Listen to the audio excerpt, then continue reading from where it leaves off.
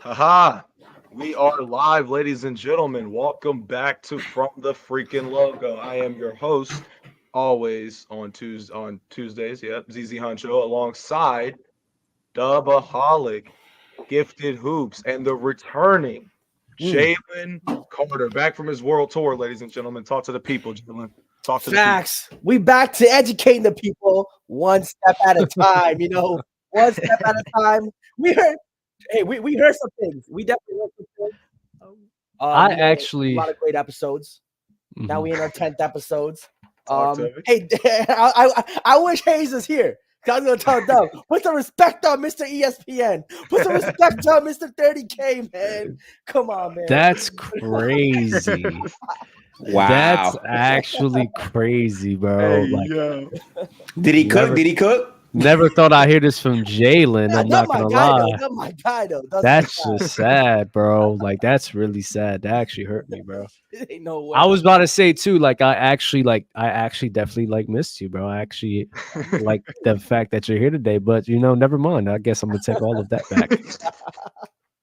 I'm so Oh my serious, too. God. All right, there we go, Yeah, ladies and gentlemen. Gifted, let the people know how you feeling. Dub already let them know how you feeling about Jalen, so might as well.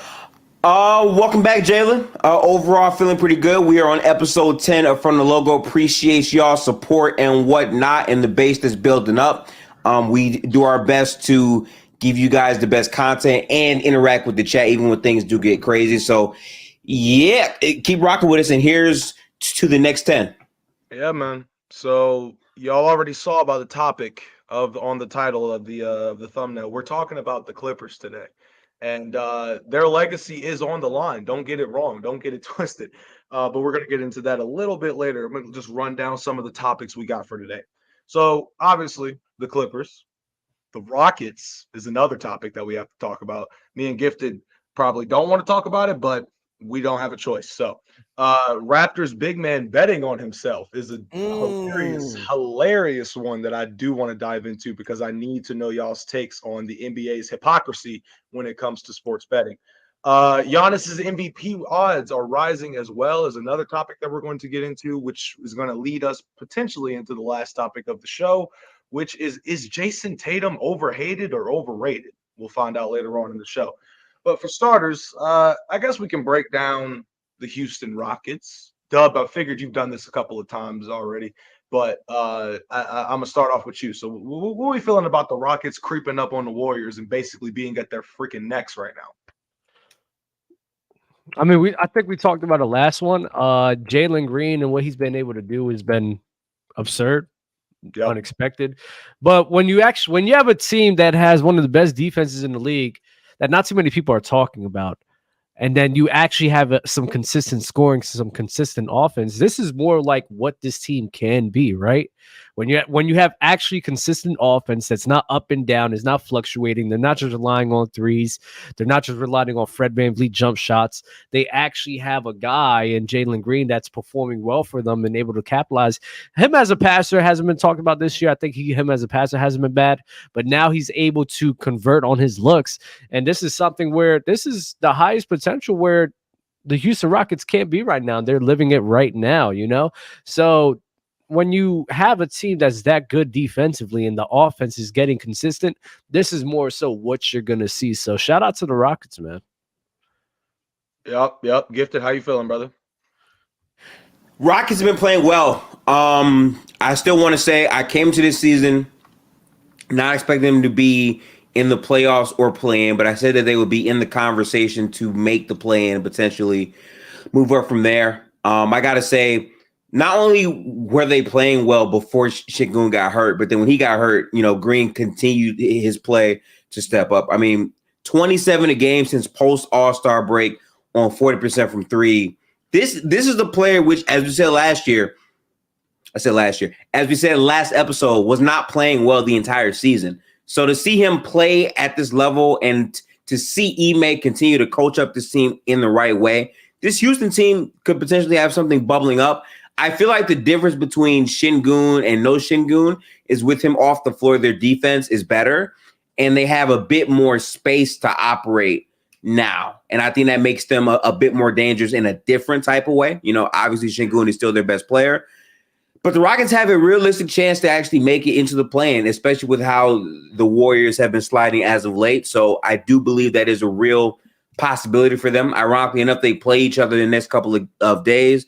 I think regardless of who wins, I'm pretty sure the Warriors still have the tiebreaker, seeing how they beat them 2 times this season already.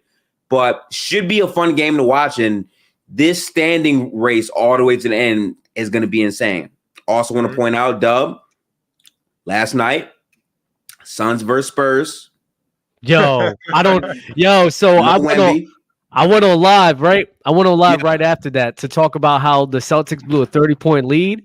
Yeah. And literally immediately after I'm going live, how is Jeremy Sochan having a game-winning 3? How are the Spurs winning and beating the Suns? 18. Yeah. Bro, how are they beating the Suns with no Wemby? Like, Wemby's not even there. They blew them out.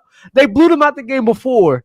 You would think that the same thing's about to happen again. No, they lose to a game winner by Jeremy Sochan. And by the way, the funniest part about that game winner, he finished the night 1 for 7 for 3. The only 3 he hit was the one that counted at the end. Yeah. Insane. I told him, bro, that's like when you play pickup. That's literally like you playing pickup, and the shooter that you want to shoot is having a non-shooter. Non-shooter. Yeah, he's having an out-of-body game, out-of-body experience, and then he just hits the 3 that we're fine with him taking. And I'm like, bro, I'm rage quitting.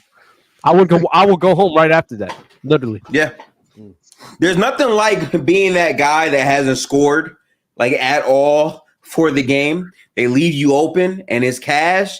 That player will then feel like, oh yeah, I did that. That was me. Like it really felt that way. But the fact that he had 26 and 18, I said it before, the easy games for the Suns are running out. And now that the Spurs are gone and you take a deep look into what the games they have, there are people saying, I don't know if I agree with this, but there are people saying that the Suns have been playing so bad that they can go 2-8, potentially drop to the 11th seed. Now, I find that hard to believe. That is a dramatic fall. But to be fair, they are only 2 games out from that becoming a reality. I would say, but that's just look at that things completely pessimistically. Of course. Like that's crazy. Right. There's no way they drop to 11, right? Now, if that happens, my God. I have nothing to say. Bro. All that KD. Oh man, my KD better than Steph takes would be tough if they really blow that one. Okay, but that's not going to happen. The real team that's going to miss the playoffs. I'm sorry to say, ZZ and Gifted. The Warriors are out of here.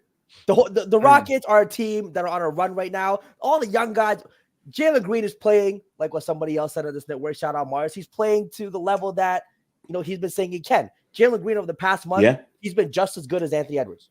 He's been giving them buckets. He's playing actually good defense. He's doing a little bit of playmaking. He's been solid. Ahmed Thompson has been playing great for them. Fred VanVleet has definitely taken the leadership role on that team, doing his thing. Some nights he's giving you 12, 14 assists. Other nights he can give you 30 points. He's really playing to whatever the team needs. Dylan Brooks hasn't been playing stupid. He's been playing solid, not got rid of all the antics for a little bit. He's just playing basketball. Jeff Green has been getting good minutes off the bench to this day still. Even though he's 50 years old, he's still coming in, getting you buckets, good defense, playing hard. The Houston Rockets are showing that next year they will be a real problem. But, hey, like the way the Warriors have been playing, the Rockets, I think, are definitely going to sneak in there and make the play-in. See, my thing is, while I acknowledge the greatness that the Rockets have been putting on in the last month, especially Jalen Green, because Jalen Green's a player that I've always looked at since he walked in the league, and I was like, is he going to be an all-star, or is he going to be an all-star, or like a Jordan Clarkson, or like a Jordan Poole? I don't know, right? So in the last month, he's been going stupid. Certain things that I thought were struggles with him or weaknesses of his game, he looks to have slightly improved upon. Things like playmaking and decision making when he attacks downhill were question marks that I had. Shooting certain shots in games, heavily contested or what have you, or just possession killing shots, those were question marks I've had. And when I look at the Rockets, like the other night when they played who did they play? The Portland Trailblazers, no DeAndre Ayton. I'm like, okay, this is a game they're gonna win. If they're hitting on all cylinders and they line everything up like they're supposed to win this game, the Portland Trailblazers are some shit.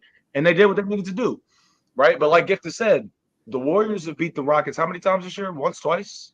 So the way I see it is like the Warriors are a team that still relatively has the Houston Rockets number. Now, everything would have to go right for this Houston team to be able to, overtop the Warriors. The Warriors would have to lose a game. The Rockets would have to win a game. It's that close. So when I look at it, and I think the Warriors are a team that knows that they need to shape up. Steve Kerr is a coach that knows that he needs to get those rotations a little bit more crispy before the postseason gets here. Because Lord have mercy, a game like the other night where Steph goes out and comes back in with 6 minutes to go in the fourth quarter. And when he checked out, you were up 5. When he checks back in, you're down 5. But for the Warriors in clutch time situations, with Steph not really having or being out of his rhythm, that's tough for them. And it was, and they lost the damn game. So people have been trying to point the finger to Steve Kerr all year. And sometimes it's been warranted. I give it to you. For me personally, I think Steve's probably going to make another lineup change, most likely, because the way I see it, I understand having Pods in the starting lineup and the idea of Klay coming off the bench. But God, man, you need somebody. He's not aggressive enough, man. I'm sorry. The way I see it earlier on in the season, he punished Andrew Wiggins, if you will, by benching him. But Andrew Wiggins was playing worse than Klay Thompson, like just worse than Klay. But nobody talked about it because everybody's talking about the guy with the 2 debilitating career-ending injuries and not the guy that's 28 years old in his prime. But whatever.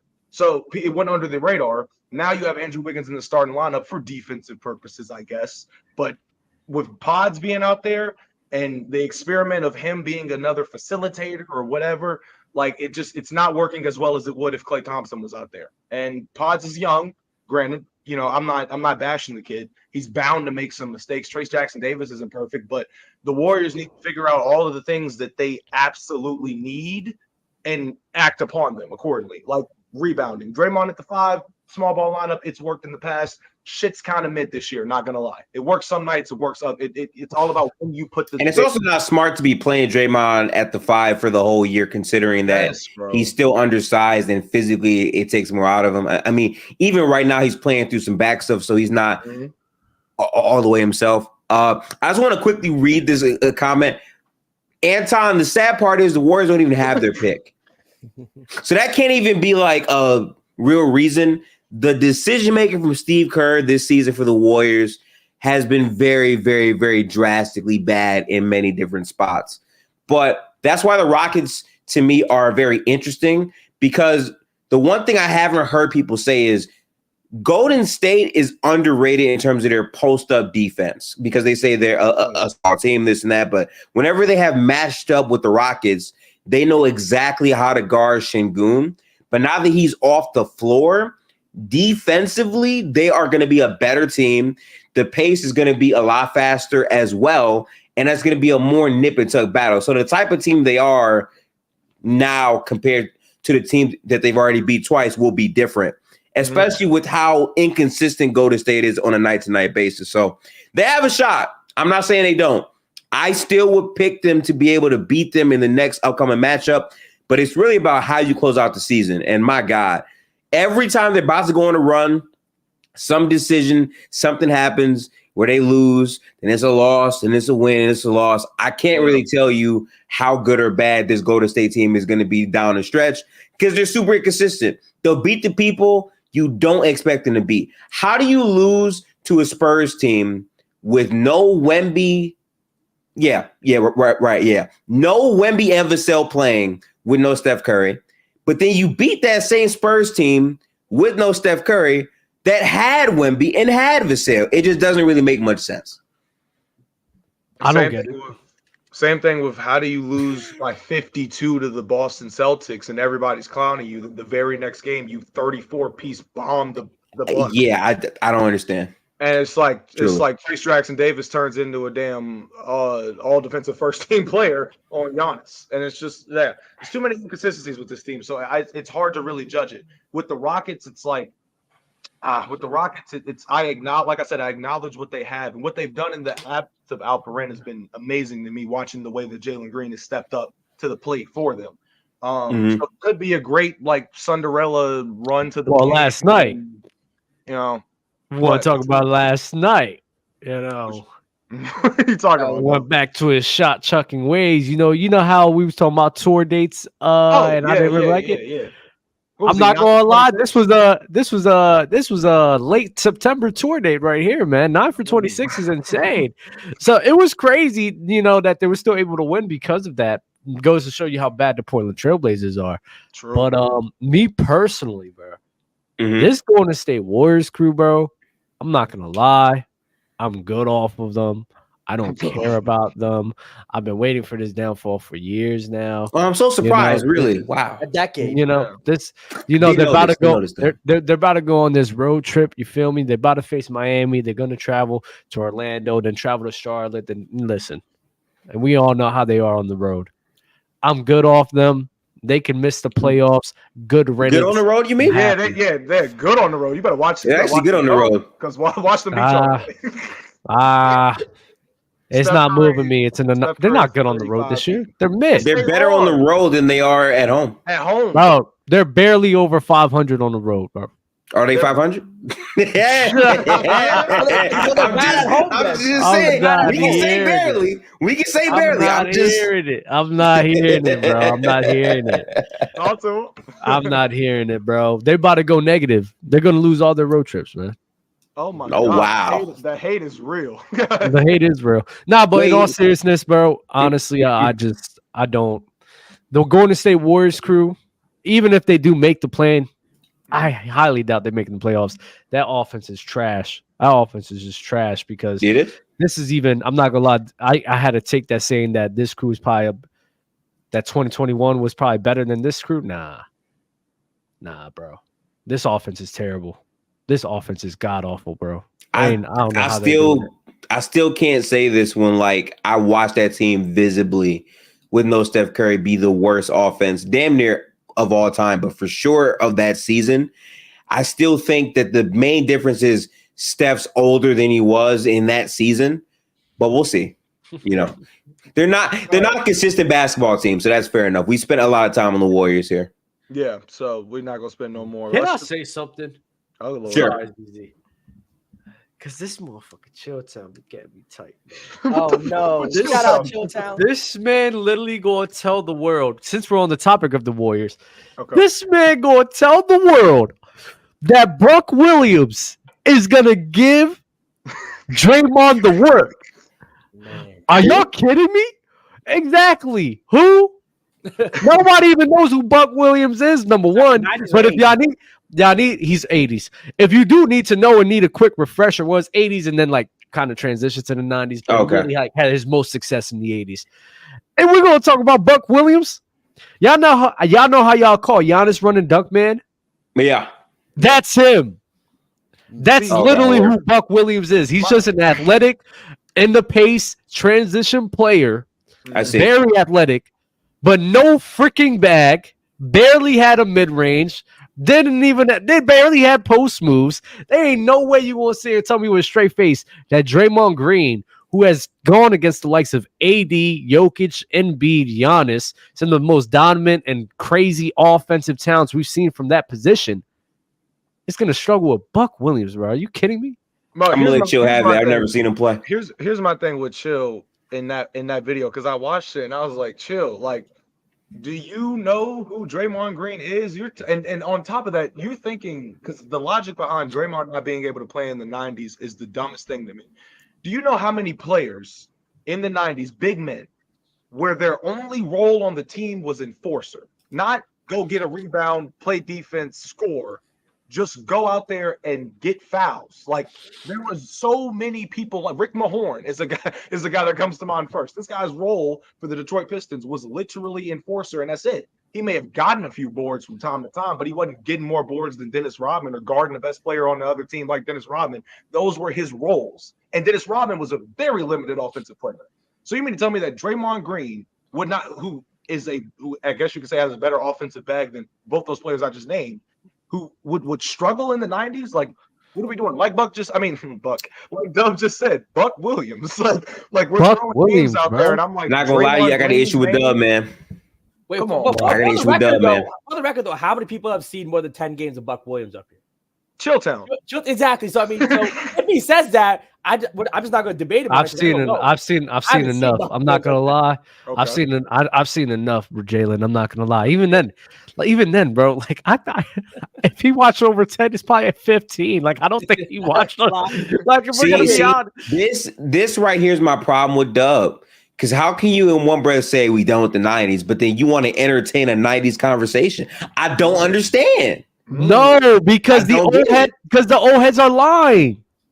That's The old head is lying. They're old heads lie. We gotta make sure. No, we gotta make sure that they not sitting here and just getting off with this BS, bro.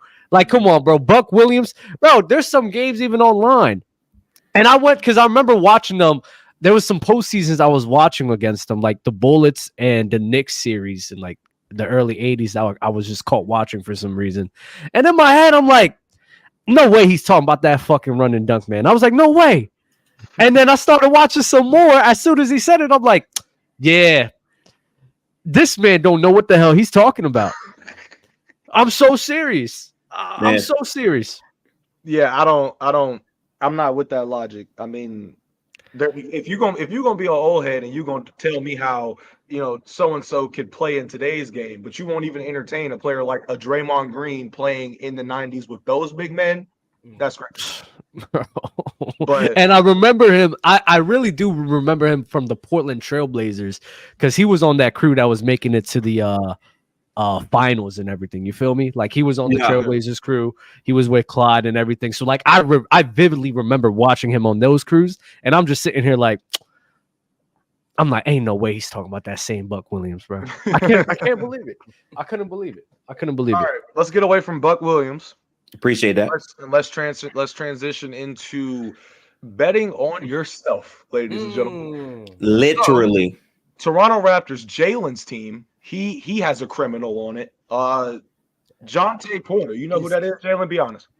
I did. I've seen him get a couple minutes, but no, I'm not. You should know. He's a Toronto bit. Yeah, he's a Toronto player.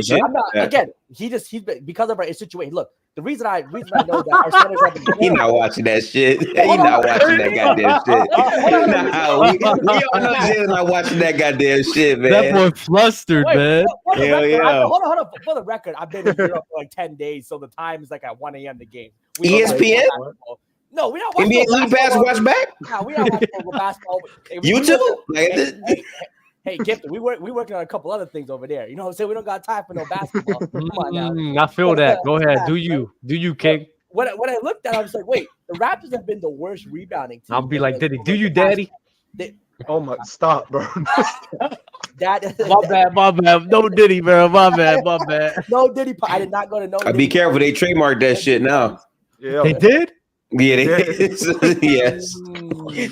That's crazy. How do you trademark a freaking say? It was a Philly rapper that trademarked it just now. Yeah. That's smart. That's smart. He probably gonna beg for that. But to the situation. Athletes betting on themselves, things of that nature. If you bet your over or you bet your team to win, I'm not mad at you. But to know that they bet his under. And to go look, they were showing clips. His face when he hit that bank three, the way he was playing, not chucking up shots. There's some plays where he's not going for the rebound. Apparently, some of the PRA and all that. I'm like, okay, so it's really. Wait, that's not true. No, but no, I hold on. That's not what happened. No, hold on, no. This is what I read from the story. They bet the unders. Okay, some of his PRA, his friend bet the unders. He went out because of sickness. Okay, hold up. He wasn't even playing. Okay, hold on, but sickness. You but it's not like he wasn't being aggressive. He was sick. No, but even when he left the game, but you know when he left the game after that bank three, did he leave the game? He got a little too close to that PRA. He 100% did it. I think he 100% did it. He's like, damn, I'm real close. And when you leave a game for sickness, it's like, okay, it makes sense. Plus, we have to realize he's not some like prime NBA guy making millions of dollars. That money they're making from the under is life-changing money. That probably is. That 500K is crazy. Yeah, that's crazy money to him. I don't know what deal. That 500K is wild. Yeah, because he's not making more than I don't know what his minute, but he might not be making more than $1 million. You know what I mean? Especially after tax, like he's definitely not. So I understand maybe why he did it. I do think it's crazy, kind of risk your NBA career, but don't bet the under. Bet the overs. Bet the overs. Play well, and it's cool. So But I got the article here, and I'm gonna just say something that's gonna make a lot of people like be surprised. Did y'all know that he's the brother of Michael Porter Jr.? no, I didn't actually. Yeah, that's his brother. Yeah, yeah. So it Where says did he here. got that 500K from? He don't got that 500K. Look, so it says here that he's on a two-way contract.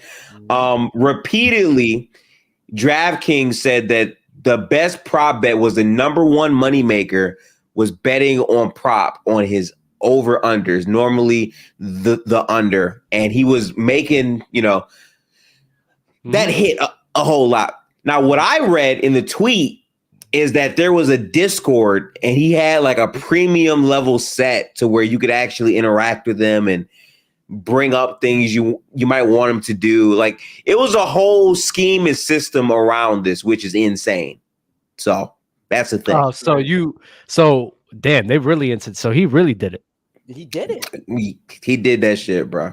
The crazy Did that. hold up. Crazy thing though too. I think MPJ might be involved too in the sense of Probably fronted the money. how is he getting 500K? Don't get me wrong. To bet 500K, you have to have at least like for your bankroll to bet that you probably want at least 10 mil in the bank. How many? I'm not gonna lie though, the dumbest thing you could do is have a Discord up because that's so easy to get caught in the Discord, bro. Like that's so light. That's the question, bro. Is literally who snitched? like who ratted this man out besides himself? Damn, bro, that's crazy. I thought DraftKings figured out. They saw irregularities with certain account that was betting his. They flagged it. Yeah, they flagged. No, this is what happened. When they see that 500K, and seen that it hit, it flagged it and was like, "Yo, nah, this is why." Hey, that's way too high. That's way too high. Yeah. Who was betting that much money on him? You know what I mean? Who's betting? Yeah, who on him? Who's just betting that much money in general? You feel me? Like you have your, and then hitting, like, bro, that's crazy. Like I'm not betting 500K unless I know what's happening. Right. So I mean, I get it, but at the same time, I'm like, if he was sick and there was reports about him being sick, and somebody sit here and just bet the under on that, I mean, so that's just somebody doing their homework, bro. Yeah, I guarantee you, if he bet the over, he wouldn't be sick. So here, yeah, he bet 20K on bets where it's 2K max prop bet. Yeah, he crashed out. That's crashing out to me. So let me he got way too greedy. Let me say this. But nobody even knows if that was him. Like nobody knows. They don't know if that was him or people affiliated with him. It's definitely right. Yeah. So here's my thing, right? Because I was trying to read all into it at work today, and I was just shuffling back and forth between shit. So I was just like, okay, basically, here's my thing. I don't even care if I have the full story or not. Betting, sports betting itself is killing the league slowly but surely. What? Here's how. The NBA has rules in place, right? Where they're like, players can't bet, referees can't bet, all of this, right? But then over the years, we've seen some scandals come out in regards to gambling and sports betting. Tim Donaghy, Michael Jordan in the 90s, whatever. Now we have a player in this guy who's betting the under on himself. Shit is getting out of hand, not to mention the fact that you have fans who are in on this, sending players death threats. Coaches have come out and said that they have received death threats from fans mad because their parlays hit. I done seen fans tweet out shit for other players that have left games to have babies, and they're mad because their parlay hit. I wish Jalen Green tear his ACL. He cost me 2K. I was real mad. I was a 9-pick parlay, hit 8 out of 9, and he was the one that missed. Crazy comments, man. It'd be the craziest shit. So mind you, though, the NBA has strict rules against this when it comes to their players and stuff like that, right? But the NBA is promoting every time you go watch an ESPN game, a nationally televised game, what you see. DraftKings, BetMGM, ESPN Bet, all of it. They're promoting it all day. LeBron just signed with them. Exactly. So they're promoting it all day long. There seems to be an inconsistency in just kind of like the way that they're going about it. And it's a little bit hypocritical at times. Because I'm like, look, if you got a player like, what's his name? Jontay Porter. Jalen didn't even know who the hell that was. And that's his favorite team. But he's sitting here, or whoever's associated with him, maybe is thinking, hey, bro, like, I ain't getting paid. Jalen Brown out here getting paid $300 million, and he ain't even the best player on his team. where my cut at? And then you factor that in, and then you end up in a little bond or whatever. And now he might be exiled out of the league for this. But this is the same NBA that will promote DraftKings left, north, south, east, west every single week, and is telling the fans to do this. So I think sports betting is going to get to a point where the league and people are going to think this is low-key getting a little out of hand. You got angry fans and angry players and crooked referees. Goddamn, something's got to stop. That's how I look. I mean, fans get angry about anything, though. They do. We're going to be angry about anything. That's just kind of a moment.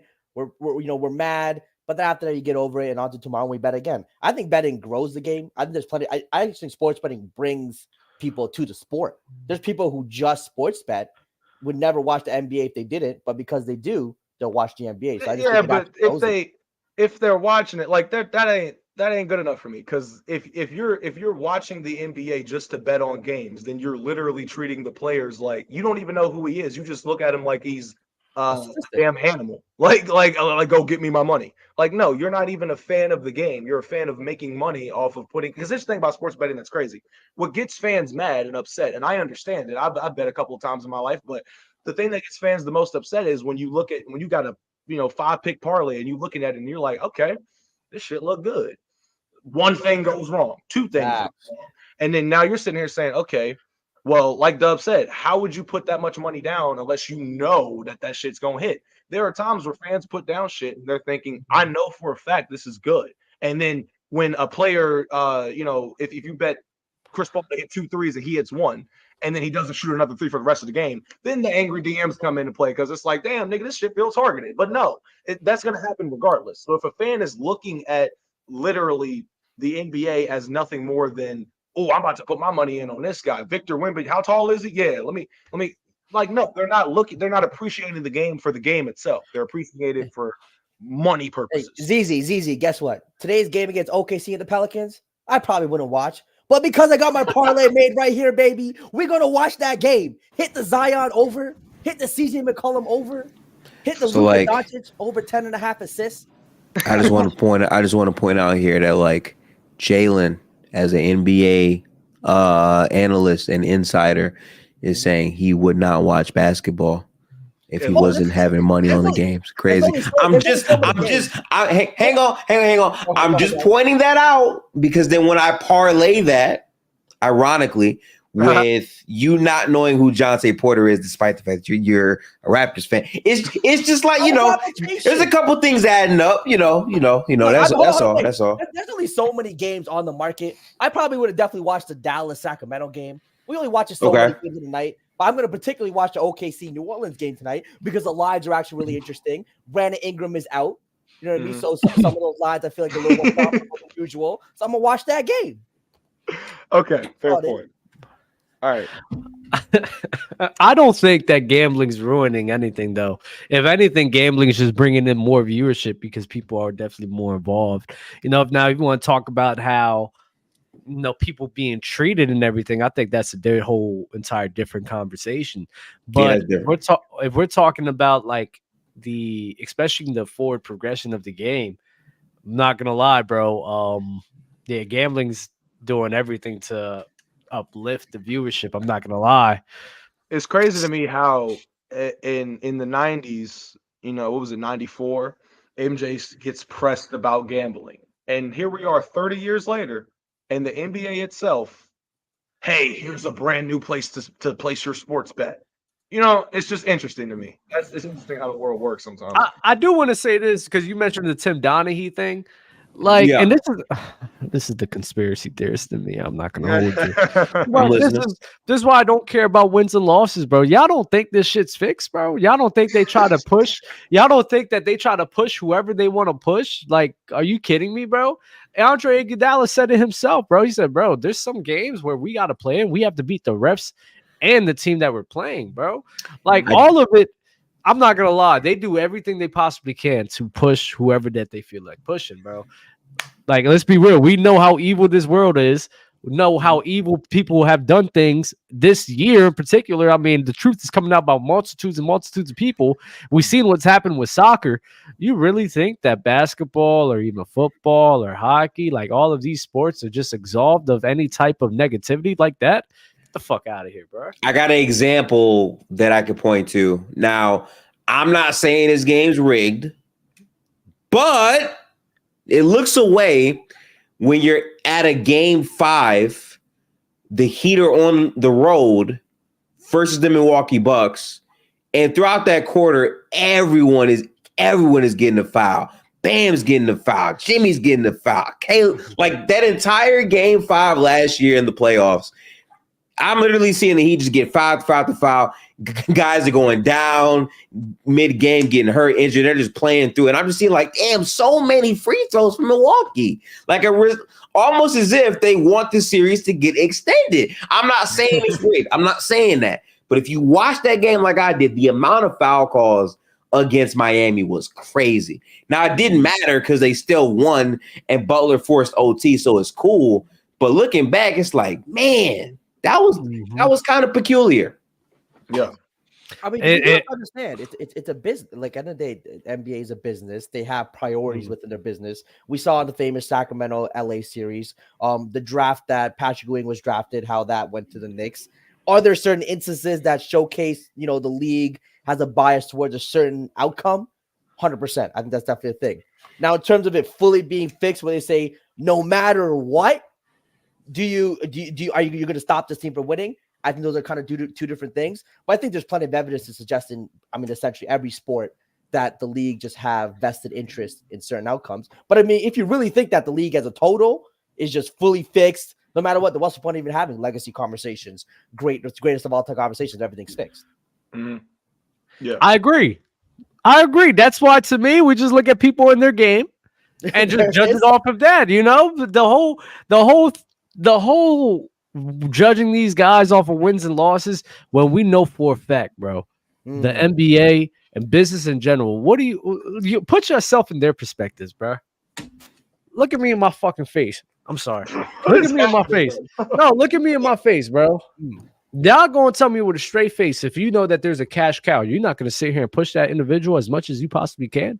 No, for sure. You're gonna tell me that if you have a cash cow, that you're not gonna make sure that they could win at the highest of levels. If you have a cash cow to promote your business, to make you more money, you're gonna sit here and not do everything you can to push that person because of the integrity of. No. Yeah, thank you. I was just for the integrity of the game, integrity of the game, and I'm not gonna lie to you.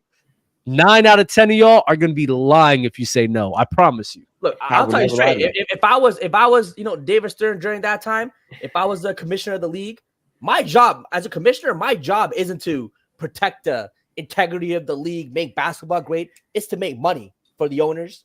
That's what I work for. I work for the owners. And they told me in that Sacramento series, make sure LA gets to the finals. That's my job. I'm gonna do it. As a businessman and as a commissioner, that's my job. Oh, you disgust me. That's what I'm saying. Yeah, but you love the game and that's great. But the commissioner, that particular job, is about making money for the owners. That's the singular job of him. You're not trying to stand on business, bro. No, that is standing on business. You standing on love for the game, which is cute, but that ain't paying the bills. That ain't paying the owners. That's not what the owners. What do these owners really care about? $100 million a year or a championship? Come on now. Most of these owners, $100 million a year. If we really being 100, a few owners, sure, they're gonna want the championship, but most, it's a business. So I get it. Look. Let's transition away from this poisonous thing that is poisoning the minds of young men across the world. That's called gambling, and let's focus on the title of the video, ladies and gentlemen. Yes, sir. We're here. We're here today. We from the logo come before you today to talk about the Los Angeles Clippers. This is a team that were an NBA best 26-5 between December 1st to February 5th. During that stretch, they even put together a 6-1 record on the road, right? Since that trip ended, they are 10-12.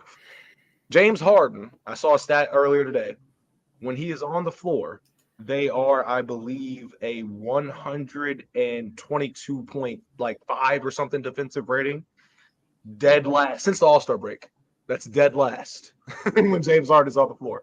So we have a lot of interesting things going on with this Clippers team, because at one point they were the hottest team in the league. Now they're probably one of the most mid teams. So I'm gonna start off with Jalen, the gambling monster. And we're going to ask you how you feel about the Los Angeles Clippers right now.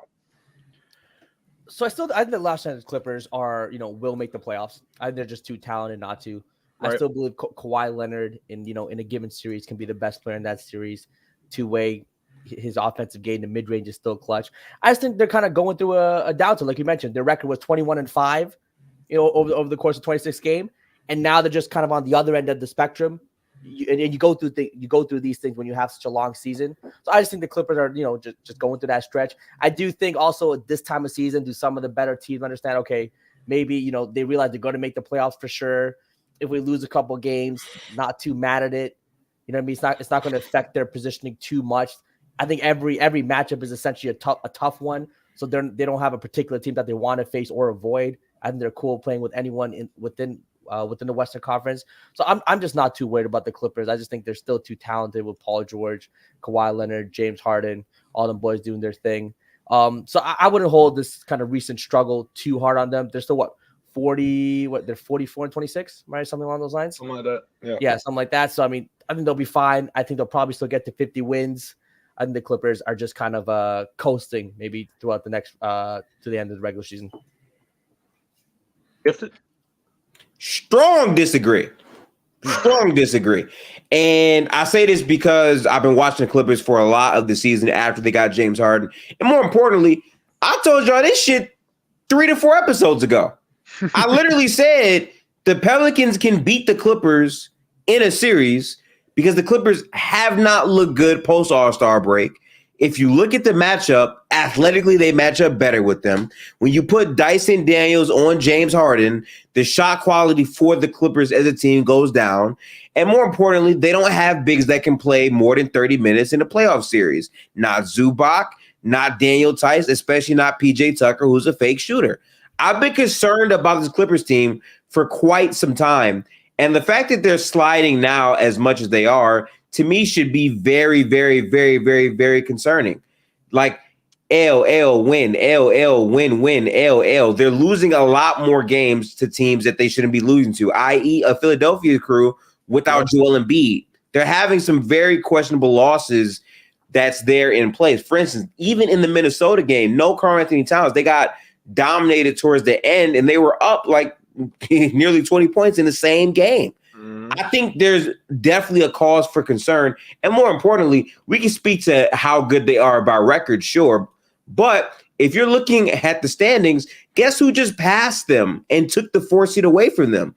The Pelicans, who were literally 3 to 4 games behind them for a good chunk of the season. So the fact that they've now lost standing and they're no longer a home court team in the West, I think it should be absolutely concerning. When you have Ty Lue after the game saying, yeah, we're soft, and James Harden is questioning the identity of who the team is, I think you have serious issues for this Clippers team. And again, I'm sorry, but they're only 6.5 games out from the 1 seed. After them, you have the Sacramento Kings, who are 8.5. After that, you have the Dallas Mavericks, who are in the play-in, also tied with the Kings at 8.5. So really, they're only a couple, like 2-3 game, losing streaks away from being in the 9-10. They're really not that far from dropping down that far. Now, do I believe that they will? No, because ultimately they've built up a lot of time with how good they've been before. But trotting into the playoffs where you're still questioning how healthy Kawhi is, seeing that how he checked out of the game, you still question the shot quality that they can get to, especially when you put athletic defenders on James Harden. This is something they need to be absolutely concerned about. So I'm definitely concerned. I'm at like an 8. I don't want to be biased, but at the same time, I want to be real. But at the same time, I'm not sure. Like, I'm really not sure about this Clippers crew, mainly because we know how James Harden gets in the postseason. We know how PG gets in the postseason. We know how Russ gets in the postseason. And even Kawhi, like, do we really think Kawhi is going to go nuclear again? I mean, I get we had a game and a half sample size, but bro, like, we're 3 years removed from his last great postseason run in 2021.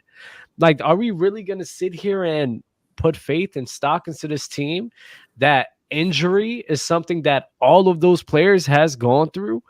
So in my head, I'm just going to be like, bro, I believe it when I see it. If the Clippers sit here and come around and make a strong run, go ahead. Y'all got it. But I'm looking at the Denver Nuggets, and the Denver Nuggets is their poison. I'm looking at the Dallas Mavericks. The Dallas Mavericks is their poison. You know, you have Gafford and Derek Lively down there that can sit here and cook y'all religiously. And we're not even getting into Kyrie and Luka Doncic. They're going to get killed on the glass by those two guys. So the Nuggets, we know what Jokic is going to do to those guys. So the Clippers is a crew that's, to me, is extremely flawed. And, you know, we just got to wait and see. But they're also a team that can beat anybody. So I think, like I keep saying this is one of the years, bro. Who fucking knows who's winning this year, bro? See, I don't. I'm going to agree with Dub on the part of, like, you don't really know with this team. What I do know with this team, and when Dub was talking about having faith in Kawhi Leonard, that's all you have, bro. I told y'all that a few episodes ago. The Clippers are going to go as far as Kawhi Leonard can physically take them. Now, with Kawhi Leonard in the lineup, we've seen them win games, we've seen them lose games, but with Kawhi in the lineup, all that can do is just be a differentiating factor into how much they either win by or lose by. Because if they match up with the Denver Nuggets and it's Jokic versus Zubac or Jokic versus Daniel Tice or Jokic versus PJ Tucker or Jokic versus Kawhi, which that's probably what Tyler's going to end up doing. It's barbecue chicken every day. Go feed my horse. Like, it's a done deal. And if they match up with the Mavericks, that's a team that I can see the Clippers beating in the 7-game series. But they don't have an answer for Luka Doncic. And Luka Doncic has proved time and time again in the postseason at this short duration of time that all he needs to do is cook, and he can give his team a chance, and he can will a team to the conference finals like he did in 2022 with a bunch of 3-and-D role players and shooters. So, and that was with no Kyrie Irving. So now we're factoring in the Mavericks, who are a team at the deadline that we were like, damn, PJ Washington, Daniel Gafford, okay, they're making noise, because before the trade deadline, we were like, they ain't got no size. They were able to make some modifications, and now they got enough size to be able to contend a 7-game series against the bigs that the Clippers got. They got two guys that can go out there and get their own buckets whenever they choose in Luka and Kyrie Irving. You know, the only question mark they have is Jason Kidd. But it's with the Clippers, it's a lot more that I feel like you have to factor in, because health and all that is something that, like, people might get mad when we say that, but it's like, for certain teams, you have to say it. This is a Clippers team that, when was the last time the Clippers walked into the playoffs with both Kawhi and Paul George healthy? Both of them. 2020, the bubble. 2021, I know it was Paul George. I know it was Kawhi. 2022, I think it was Paul George. And then it's never it's either one's missing or you just don't see them both there. So now with Kawhi having these back spasms that apparently were so painful the other week that he couldn't sit on the bench physically, that's kind of troubling. Now, give credit where it's due. Kawhi and Paul George, for the most part, have been there for the majority of the season. They've played a lot of games, more games than we probably expected them to play, right? And we looked at the James Harden trade as something that was a little bit of a reliever so that the offense not necessarily doesn't need to be run through a Reggie Jackson or John Wall or Kawhi or Paul George. Like, that's why they brought Harden there, right? They needed a facilitator who could also get his own shot when need be. And there's been games where James Harden will go out there and shoot 5 of 17 and be able to go like 1 for 7 from 3, but knock down the dagger 3 that they need to win the game, right? Like, James Harden's playing in a system where, you know, as the third option, you have the luxury of being able to have some off nights and still get carried by the two best players on the team, right? Your job is to facilitate. As long as you do that, you're straight. But there's a lot of question marks with this team, and the biggest one, I guess, recently has been identity. When you have your coach saying, yeah, we soft, that's not good. And we know y'all are fragile because of Kawhi and Paul George. But to say that y'all are soft too is just crazy work, bro. Especially with the season winding down. So, like Gitta said the other day, or the other show, the Pelicans in a 7-game series, for sure. I can see it. They have the length, they have the size, they have the will. They, you know what I'm saying? They've been hot. You know what I'm saying? They have the talent that can get it done. All pieces have to fall together, but they can do it. The Mavericks is another team that can do it. You know, shit. If the Lakers matched up with them in a 7-game series, shit. I think that holds true to a lot of teams. I just think the West is so deep that a lot of these teams can beat the other team in the 6-7 games. You know, but the biggest thing that I'll say would be the testament or the like the ceiling or whatever is if you can beat Denver, and this team does not have a formula that I think would be logical for a 7-game series in order to if they matched up with the Denver Nuggets. I don't see that. Not to mention the fact that the identity issues are happening not at the best time. It's not necessarily too detrimental for them to fall into a play-in spot or anything, but at the same time, if you were on the Clipper train, you know, on February 5th, when they were at the top of the conference or whatever, you know, now you look at it and you're like, okay, you can identify a lot of the issues in this duration of time with this team, and that's not good. So the legacy, as far as that, is the legacy on the line? I'm gonna ask y'all that question. Start off with Gifted. What legacy is there? That's the first question. What legacy is there for the Clippers? I'll be real with you. I think the point of signing Kawhi Leonard and Paul George was obviously to win if you can. But more importantly, it was to establish the Clippers as a legitimate team that's to be respected in the Western Conference. It's a team that can go out there and actually accomplish something. And I think they've kind of achieved that, even though they failed to stay healthy for many years to actually get to a point where, hey, they can win. Now, they did choke in epic fashion in the bubble. We saw that. We also saw that they could have potentially made a finals run if Kawhi Leonard stayed healthy that one year with Paul George in 2021. Mm-hmm. But since then, they haven't really done much. They've had great regular season success. They made a conference finals, but they have not gone to the finals.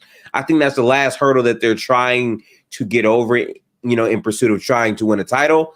And I feel like for the Clippers, that's what their legacy is really going to be based off of. Now, moving into a whole new stadium, basically having more people there, you have the potential to continue to shift that narrative of what the Clippers legacy can be, but it all depends on their success that they're able to have. I think realistically, Paul George, Kawhi Leonard, and James Harden are all going to be re-signed to this Clippers team.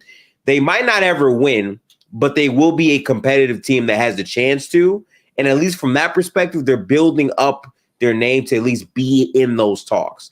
Mm-hmm. However, in terms of being an actual title team, I think it fluctuates every year based on the injury variance and the other teams that pop out in the Western Conference. The West, as we know, is a tough dog-eat-dog conference, and the Clippers fit right in as a team that you have the talent, you have these guys, but the execution in spots lacks. You have Ty Lue, who on paper is a good coach, but struggles to adjust during playoff series, right? Like, you got some things going down that you need to figure out, but I think they have the steps to get to that point. So even if they don't win this year, Harden, Paul George, and Kawhi in year 2, which you hope with a better roster next year, can potentially really be in that combo full stop next year. You hope. So that's what I would say. They haven't really won, but they're in a position where they're trying to win and they're making, you know, strides to do so. And at a very baseline, they're not the Lakers from the perspective that, hey, we know coming into a season we can be a top 5, top 6 team. Routinely, the Lakers with LeBron and Anthony Davis are normally bottom feeders at the lower end of the conference. But because of their 2 top 10 players and their health, they're able to go further based off that. They did go to a conference finals as well. And they actually won a title when you maximize the players around those 2 guys. With Kawhi and Paul George, we still question, can you win a title with that crew, even if they're maximized? We don't know. Mm-hmm. Yep. I think in terms of legacy. Wait, Jalen, before you go, y'all, the like button is the freest thing about From the Logo. It is free. It is the freest shit you can do. Stop playing with us. All right, Jalen, go ahead, bro. You got it. Yeah, you mentioned a legacy question. I think the Clippers might be the team with players who have the most to gain in terms of all-time legacy talks with a big run and a championship. I think Kawhi Leonard with the championship, for a lot of people, I would say for a lot of people, enters top 10 conversations. A guy with 3 championships, 3 finals MVPs, with his track record as a basketball players. I mean, him versus Larry Bird becomes a very interesting discussion. I think James Harden, if he's a central piece to this championship, he plays well.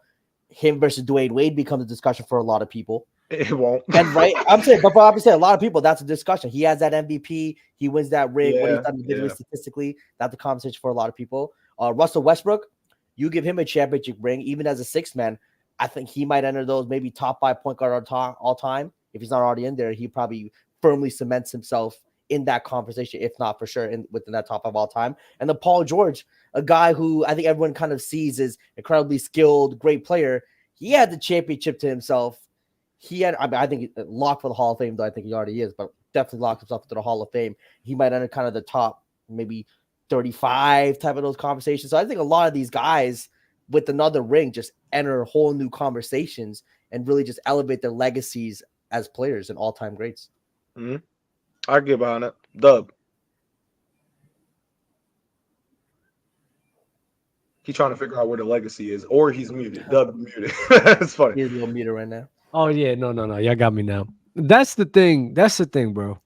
Like, they don't have a legacy.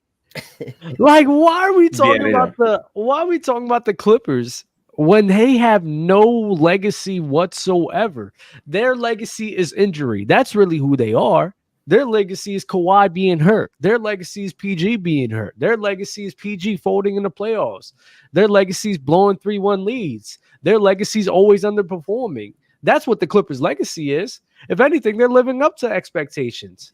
If anything, they're living up to their legacy. Oh, wow. Like, this is just who the Clippers are. They're always a team where they're second fiddle to the Lakers. And even when you think it's going to work out, it never does. So why are we going to sit here and think that's not going to happen again? That's what history has shown us with who? It's the CP3 Lob City Clippers. That's what even history has showed us in recent memory with Kawhi Leonard and PG. So we're going to sit here and talk about the Clippers' legacy. They haven't proven anything in their whole entire franchise that they have a legacy worth talking about. And you want to know something that I think is when we talk about the Clippers' legacy, it's one of the most like laughable legacies in the league to me. And it dates back to the times where they were called the Braves, right? And this is a team that even back in the damn 70s, they were trading away pieces that went on to have much better careers. There was one point where they had Moses Malone on the damn Braves, and they traded him away. World B. Free, Elgin Baylor, guys who went on to win championships elsewhere. All that leads all the way up to 96 when they had an opportunity to get Kobe and failed on that. Then it dates all the way to Donald Sterling. And then it dates to the Lob City Clippers and how that team was looked at as literally the most exciting offensive basketball, but it never amounted to a championship or, if I'm not mistaken, a conference finals appearance, right? So then after that era ends, because I remember when they traded away Blake Griffin, I was like, damn, bro. And they did do him dirty. I remember how they did it too.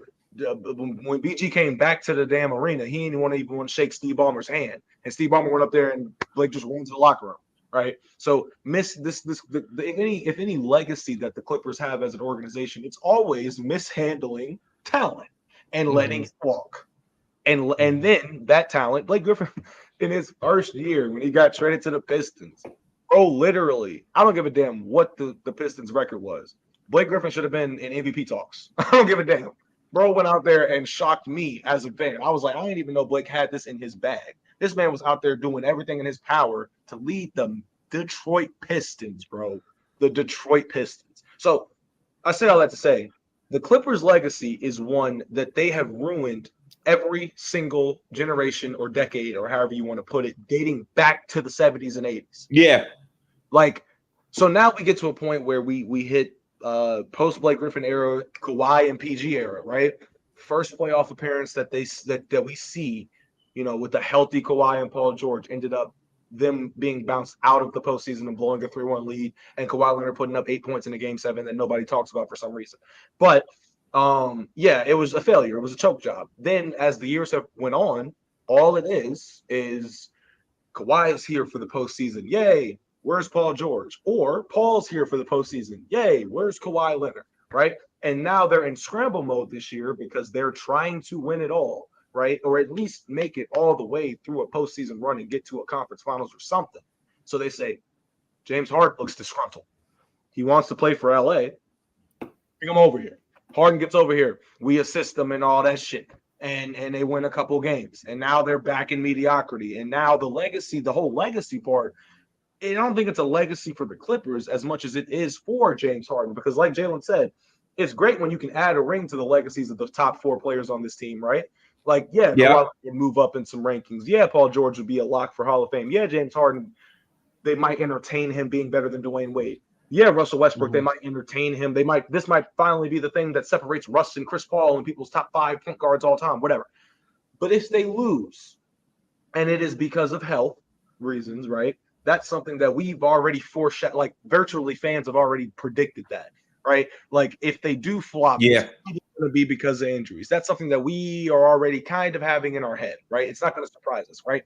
Or you take a James Harden who's made a career out of flaming out in the postseason. You add that to this team, and if that's a factor why they lose, then damn, his legacy just keeps getting bad.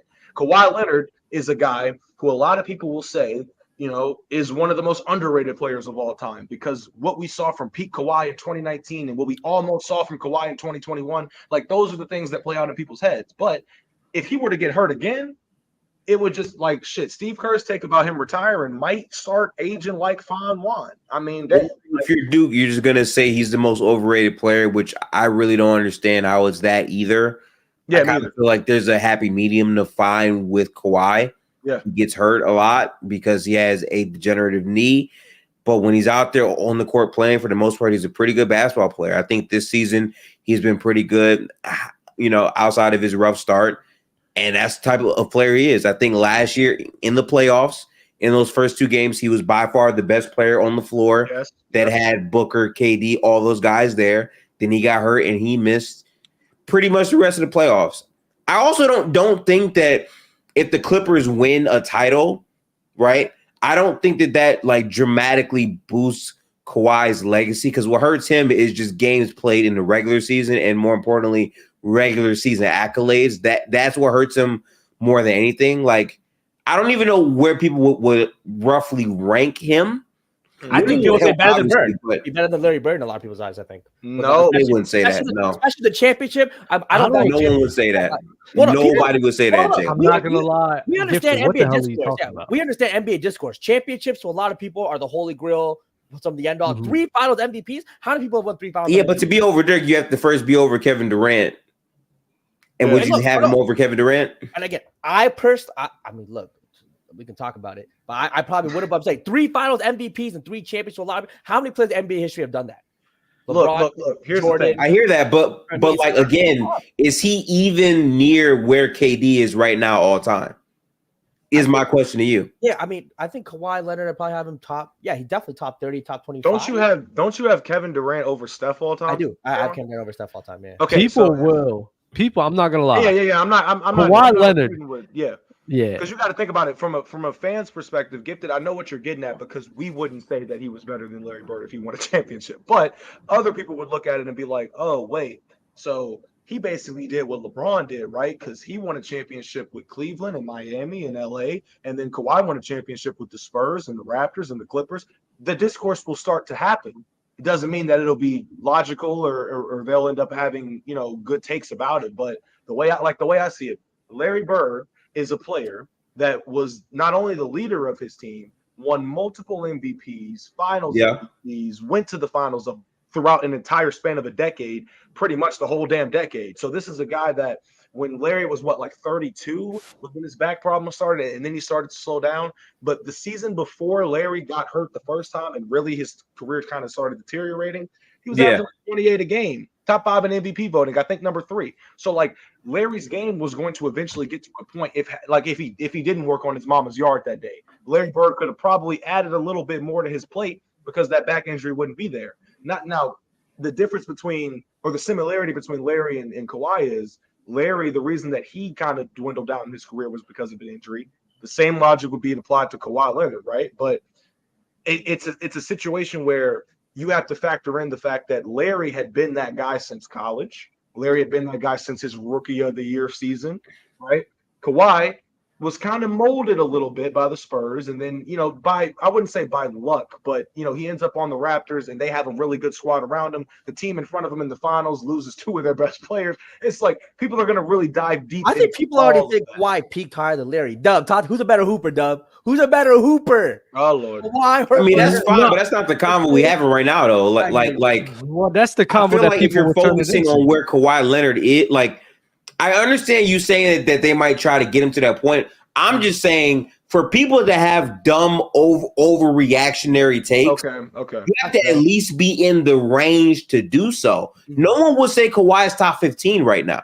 Right. But no that's because, but again, that's because of health, right? And health is really what hurt Kawhi Leonard's case. Exactly. Let's say Kawhi Leonard was actually playing these games and won 3 finals, MVP. It'd be way different. It would be way different. Definitely be like if he won 3 chips, he would be over Larry Bird. But even then, like if people will probably have the argument, especially if he wins 3 MVPs. Yeah, a healthy Kawhi or a healthy Larry Bird. I'm picking a healthy Kawhi over Larry Bird every single day of the week because Larry Bird has not had a postseason run like Kawhi had in 2019. Larry Bird hasn't had a postseason run like Kawhi had in 2021. Larry Bird hasn't had a postseason run like Kawhi Leonard had in 2020. Like Larry Bird has not had the type of outburst that Kawhi Leonard was doing in postseason ever in his whole entire career. So if we're going to be honest, Kawhi Leonard, if he wins this year, goes on another great run, that could probably be another one added that Larry Bird has never done. Yeah, he's going to be on top of it. But here's my thing. Like, you can't do the lists of what he has and he doesn't. Larry Bird has 3 MVPs. Kawhi has 0. Never won one. And a lot of reasons as to why he couldn't win one can factor into the fact of, A, he got hurt, right? And like you said, when I think about Kawhi Leonard in the all-time rankings, I don't even know where I have him. I think I have him top 35 to 30 range, I think, right? Probably, yeah. Right? But then I'm sitting here thinking to myself, is Kawhi Leonard even at 15,000 career points all time? Where is he? Like right now, Andrew Wiggins has more points for his career than it's something that when I think Kawhi does, yeah. I saw a video earlier today from it was a clip from Open Gym of the best availability is availability, and then Mars is like, hey, look, you can say that, but would you rather have Michael Jordan playing 65 games or Clyde Drexler playing 75? I get where he's coming from with that, but in the case of all-time rankings, I'm sorry, you're gonna have to have that's why I prefaced it. Played. You know what I'm saying? So, but that's why I prefaced it to people will have the discussions, a healthy Kawhi and a healthy Bird. They will pick a healthy Bird, especially if he wins 3. I think people will probably still pick Kawhi over Larry Bird now. I'm not gonna lie. Like I'm not moved by that. Like, let's be honest. I mean, but it's fine if you're saying based off who you think's a better basketball player. Yeah. I'm saying in terms of greatness with the accolades, what hurts his legacy is the fact that even if he wins another title, that's not going to boost him as much as if he had more healthier regular season campaigns where he had more all NBA finishes, where he was actually in the MVP conversation for the entire season, not like 4th or 5th, but like in the race as 1, 2, or 3. Those combos would help it more than another title. I think winning one is big for him, but the regular season stuff is always what comes under question with Kawhi Leonard. A lot of people say, okay, you're a great playoff player, but you coast during many regular seasons. You don't play basketball. You don't want to play, which isn't the case. I don't believe in some of those things, but the point is that will be the bigger boost to his overall career more than just saying, okay, well, you won another title with the Clippers. He needs that regular season continuity to really get higher and higher on that conversation.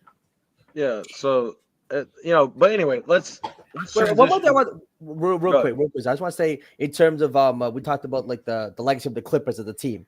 It only takes one championship to change a narrative. So when I say that, so even with the Raptors, before they won that championship, perennial losers to LeBron, will win some playoff series, can't do it. After we won that championship, now people look at that kind of 5-6 year stretch where we made a couple conference finals, won a championship, and suddenly winning a playoff round matters. Milwaukee, before Giannis got there, perennial losers, dormant franchise, they win a championship. And now when they look back at the thing, they'll say, okay, we won a championship. They made another conference final. They won a playoff round. Like, so winning a championship also kind of winning a championship hides the flaws of maybe not getting there again, but also elevates playoff series wins. That's matters. That time period, right? That time period, people acknowledge you won a round, you made a conference final, things of that nature. So one championship for the Clippers, and let's say even next year they make the conference final and lose, it will be considered a successful winning era. Okay, I see what he's hit on. He hit on all points on that one. I ain't gonna lie. But go ahead, Jalen. So let's transition into the other conference since we're talking about legacies, because the one thing that I want to talk about is players, right? Jalen just brought up, and let's start with the Bucks because Jalen just brought up the Bucks. So Giannis Antetokounmpo, MVP odds have increased. When you look at what Giannis has done on the season, 31, I don't know the numbers off the top of my head, but I know it's 31, over 10 rebounds, over 5 assists, shooting over 60% from the field. I know for a fact that Giannis is having one of the greatest seasons, I think, of all time. And when you look at the numbers objectively, like what he's doing, his box score numbers specifically with the percentage of field goals and true shooting and all that, I think he's the only one that shot this well, averaging that amount of points, that amount of rebounds, and yada yada yada. So he's on a Bucks team that, if I'm not mistaken, is the second seed in the Eastern Conference. This is the Bucks team that has been scrutinized all year long, went through a coaching change and all that shit. But the one thing that's remained consistent about this team is that they have consistently been the second team in the Eastern Conference, the second seed in the Eastern Conference. So with Giannis's MVP odds, right, in terms of Eastern Conference players, because I don't think that Giannis is going to walk away with the MVP this year, but let's just say that we're going to have an MVP for the conference. Since Jokic and Shea might win in the West, who do you think, y'all, is the MVP of the Eastern Conference? Giannis. Yeah, I think we all agree. Yeah, Giannis. There's no one else in the running but Giannis in the East. I feel that. Now, some Celtics fans don't care what they got to say. I'll be so real. I don't either. But I have noticed something that is kind of making me wonder. Jason Tatum. Is Jason Tatum overrated or overhated?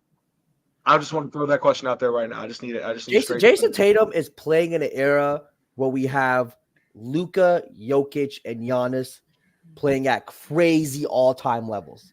We're talking like three guys who you can make a case are playing at top 10 peak all-time levels. Right? I'm not going to say there, but yeah, crazy levels. So I think when you're trying to compare him to that, he's just not at that level. So he's overrated if you're trying to compare him to them, but you can say he's underrated. People want to say he's a scrub. I think for the most part, he's in top 5 conversations. He's in that 4. I mean, well, hold on. If Joel Embiid's healthy, that's 4 guys playing at some all-time great level. That's actually crazy. 4 guys. The way Joel Embiid was playing, this is 4 guys playing at some all-time crazy levels. High levels, in crazy levels, right? And then Tatum just isn't that category. It's almost like, I want to say the player comparison, maybe the 2000 when Kobe, Duncan, Shaq, Garnett, they had peaks that were at some all-time level peaks. Yeah. And then you had guys like, just say Vince, Tracy, Paul Pierce, players at those level. Maybe he falls into that category. Nothing against him. Like, he's not a great player. Those are all great players, Hall of Fame caliber players. He's just not that all-time great. So he's just, again, so it just really depends. If you want to put him in the conversation with Jokic, Giannis, Luka, Embiid, you're overrating him. But if you acknowledge that he's a great player and just not there, then he's, properly rated, should be liked for what it is. I don't know what to say with Tatum because it's weird. Because normally when I talk to people that I know, we agree that he's not a number 1 player, but he's good enough to be in the convo to maybe be one day. Other people think that he's a number 1. Some people think he's dog shit. I don't know what the general consensus is on Tatum. I don't feel like a lot of people have fully embraced him overall as a 1. I think people understand he's just not the same caliber, as all the other players, mainly because he sticks out like a sore thumb when you say Giannis, Luka, or even Joel Embiid. Like, he clearly sticks out as the guy that doesn't fit there. So I don't believe he's overrated. The people trying to act like he is the MVP or is being cheated out of MVP, I think to those people, he's absolutely overrated. If that's the group that we're talking about, he's a good player. He does some good things. I think a lot of the talk goes against Tatum when you put him in those heightened talks because he's simply just not that caliber of player. So I don't know if I would call him overrated. I definitely wouldn't call him underrated. I just think he's Okay. Completely overrated. Oh Lord. Okay. Completely. Mainly because it's whenever somebody has a take about Jason Tatum and compare him to other guys like LeBron, like Joel, like KD, they always run to the dumb arguments of, oh, JT made it to the finals. Oh, JT did this. JT makes it further in the postseason, Joel Embiid. What does Joel Embiid do? He underperforms when Joel Embiid is getting hurt every single season. So using Joel Embiid's lack of performing and acting as if like he's not battling through injury on top of that, doing his absolute best to counteract that is crazy to me. You just bots. You guys don't know what the hell y'all talking about when you talking in blanket statements like that, going off of the BS logic of just because Jason Tatum's making it further and that's why he's better than player B is just bullcrap. Y'all don't make sense, because when have we ever judged things like that? Do we think Dirk was better than LeBron James in 2011 just because Dirk won the championship? I don't think so. I think that's the stupidest thing ever. Did you think Dirk was better than Kobe because Dirk made it to the finals that year? No, I don't think so. I think that's stupid as hell. You feel me? Allen Iverson made it to the finals one time in his whole entire career. Yeah. But you had other guys, and people want to talk about Jason Kidd, but a lot of people think that AI is better than Jason Kidd, despite Jason Kidd going to more finals. So literally, like, what are we talking about here? Like, what are y'all talking about here? Not we. Y'all talking about. Y'all don't make sense. Y'all sound stupid when y'all talk, if I'm going to be honest. But using dumb points like that is inconsistent as hell. It doesn't make sense. It will never make sense to me, bro. And he's overrated just because of the fans that sit here and want to push him so much.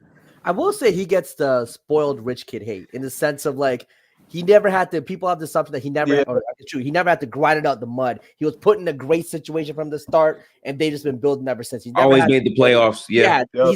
He's never had to try to carry a team bunch of scrubs. I've never been in a situation where he's just playing with the Smush Parkers of the world. The Delonte West of the world, whoever you want to say, whatever the case is. He's never had that versus the other players like Jokic, Embiid, Luka. We've seen him, play with teammates that aren't that good, kind of build that team up from the ground up.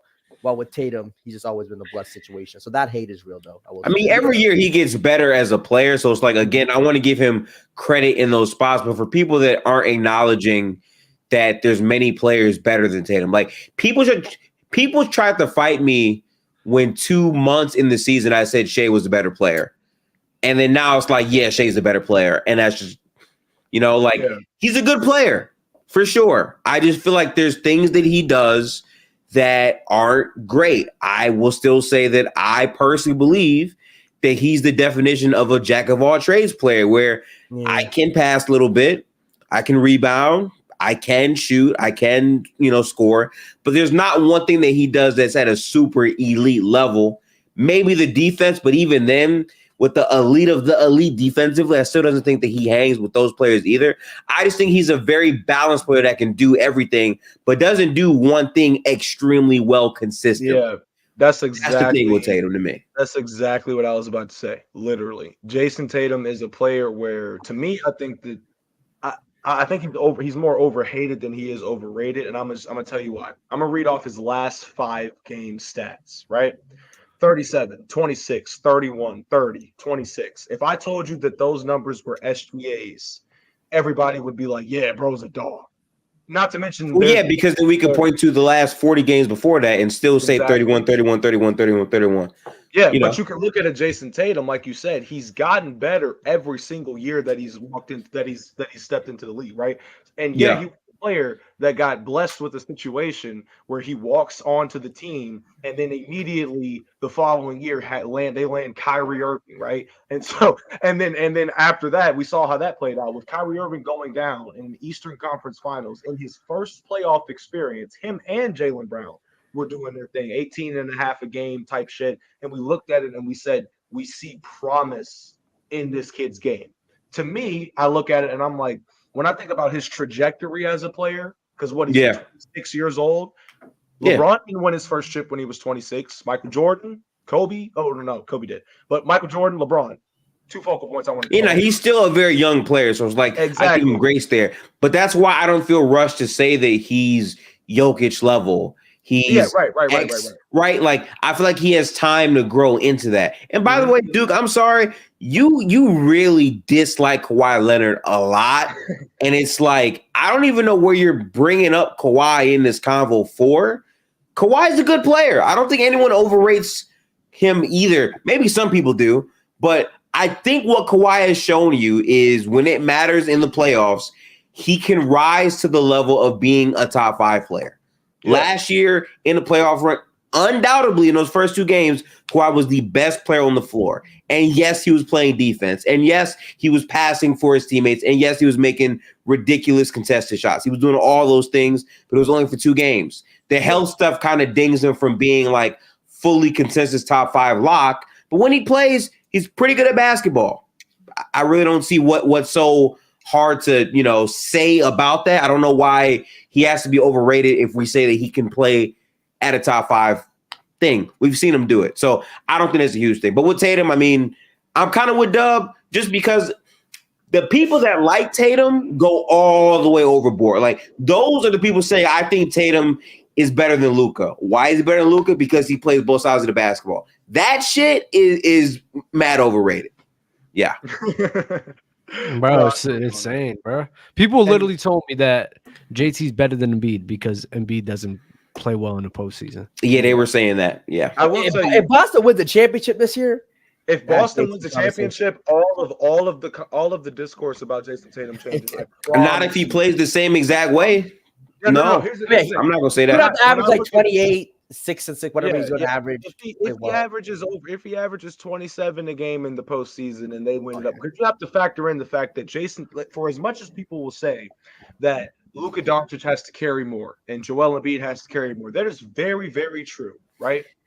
The only way that the Celtics fall apart is if Jason Tatum himself plays like he did in the 2022 postseason, or at least within the finals after the first round, after they swept the damn Nets. But they have a system now. They have a team now where Jason Tatum can afford to go out there and give you 27 a game, and they still win. Like, he doesn't need to drop 35-point explosions for them to win. They have Kristaps Porzingis, Derek White, Drew Holiday, Jalen Brown. Like, they have so much offensive firepower on that team, and they shoot a lot of threes. So on a lot of given nights, it could just be anybody's night, like a Sam Hauser. But the way I see it, like, Tatum doesn't really need to go out there and just shot chuck to get 40. To get Jalen Brown could win Finals MVP if he gets hot. He could. If he could go left by the time they get to the finals, that shit, he's got it, right? But who knows? I just want to quickly know something real quick before we get out of here. Duke, I understand you hate Kawhi Leonard, right? What I don't like those people being inconsistent with their logic, right? How can you say earlier in the chat, he only played 2 games? Why are we overhyping 2 games? And then say, well, I think Booker and KD outplay Kawhi in the second game. Now, I'm not a huge stats guy. I like the eye test. Eye test, I believe, is better, fine. But if I'm just giving you baseline stats, Kawhi in game 2, before he missed the rest of the series, 31 points, 8 rebounds, 7 assists, 3 steals, 11 for 20 shooting, 3 for 5 from 3.